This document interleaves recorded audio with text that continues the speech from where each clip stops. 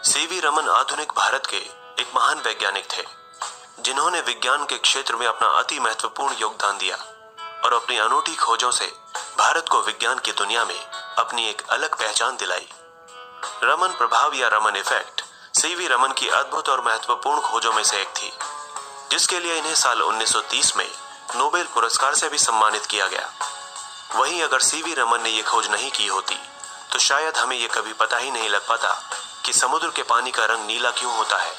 और इस खोज के माध्यम से ही लाइट के नेचर और बिहेवियर के बारे में भी ये पता चलता है कि जब कोई लाइट किसी पारदर्शी माध्यम जैसे कि सॉलिड, लिक्विड या गैस से होकर गुजरती है तो उसके नेचर और बिहेवियर में बदलाव आता है।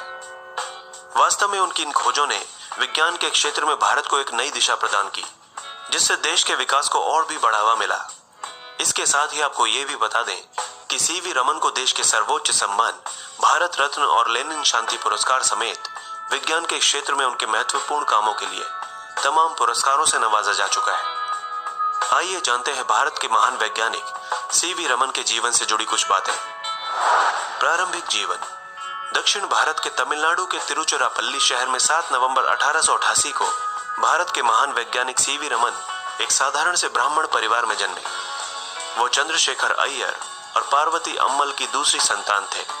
उनके पिता चंद्रशेखर अय्यर एवी नरसिम्हा राव महाविद्यालय विशाखापट्टनम में फिजिक्स और गणित के एक प्रख्यात प्रवक्ता थे।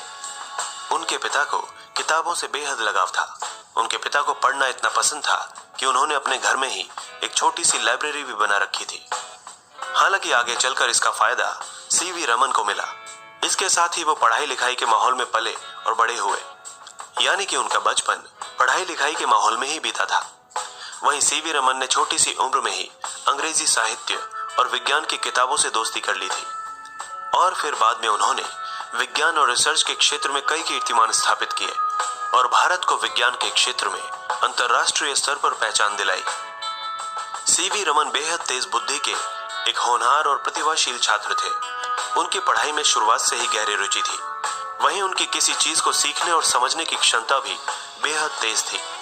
यही वजह है कि उन्होंने महज 11 वर्ष की उम्र में ही विशाखापट्टनम के Saint Aloysius Anglo Indian high school से अपनी 10वीं की परीक्षा पास की, जबकि 13 वर्ष की उम्र में ही उन्होंने 12वीं की परीक्षा भी पास कर ली थी। सीवी रमन शुरुआत से ही पढ़ने में काफी अच्छे थे, इसलिए उन्होंने अपनी 12वीं की पढ़ाई स्कॉलरशिप के साथ पूरी की। इसके बाद उन्होंने साल 1902 में प्रेसिडेंसी कॉलेज मद्रास में एडमिशन लिया और वहीं से साल 1904 में अपनी ग्रेजुएशन की डिग्री प्रथम श्रेणी में हासिल की। सीवी रमन ने इस दौरान पहली बार फिजिक्स में गोल्ड मेडल भी प्राप्त किया था। इसके बाद उन्होंने साल 1907 में मास्टर डिग्री हासिल करने के लिए मद्रास यूनिवर्सिटी में ही एमएससी में एडमिशन लिया। आपको बता दें कि इस दौरान उन्होंने फिजिक्स को मुख्य विषय के तौर पर चुना।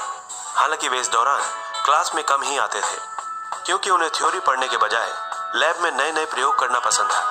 संभव हो पाई, जिससे अब रसायन उद्योग और प्रदूषण की समस्या आदि से रसायन की मात्रा पता लगाने में भी मदद मिलती है।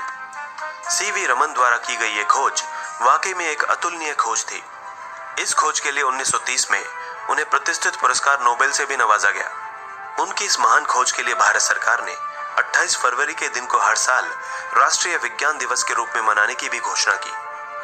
सीवी रमन ने लोक सुंदरी नाम की कन्या को वीणा बजाते हुए सुना था, जिसे सुनकर वे मंत्रमुग्ध हो गए थे और इसके बाद उन्होंने लोक सुंदरी से विवाह करने की इच्छा जताई थी।